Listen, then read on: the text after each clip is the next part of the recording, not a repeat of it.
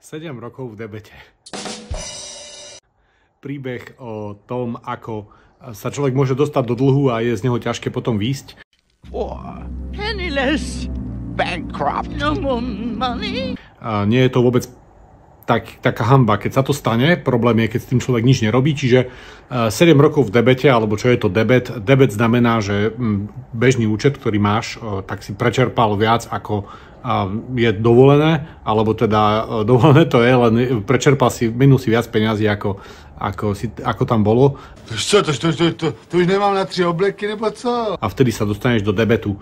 Za debet si banka účtuje celkom vysoký úrok, čiže je to produkt, ktorý je pre teba silno nevýhodný, pokiaľ ho teda nevieš používať správne, a v praxi sa stretávam s tým, že väčšina ľudí ten produkt používať správne nevie.